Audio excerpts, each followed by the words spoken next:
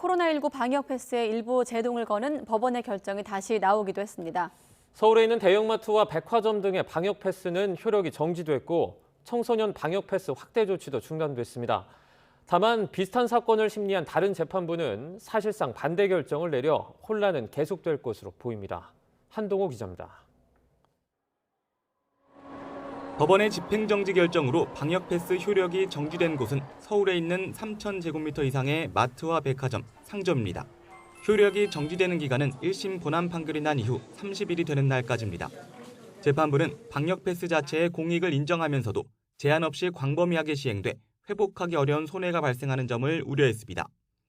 식당, 카페의 경우 마스크 착용이 어려워 감염 위험도가 높은 반면 상점, 마트, 백화점은 이용 형태에 비춰볼 때 위험도가 상대적으로 낮다는 겁니다. 그러면서 백신 미접종자에게 기본 생활영위의 필수적인 시설의 출입 자체를 통제하는 불이익을 준 건 지나치게 과도한 제한이라고 판단했습니다.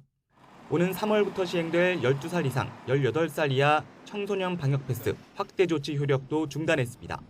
청소년의 경우 코로나19 감염으로 인한 중증 화율이 현저히 낮고 사망 사례가 없어 방역 패스 확대가 합리적인 근거가 있는 제한이라고 보기 어렵다고 강조했습니다. 청소년은 백신 부작용으로 인한 이상 반응 등을 정확히 알 수 없는 상황에서 접종 여부를 스스로 결정할 자기결정권을 보장할 필요성이 성인보다 더 크다는 겁니다.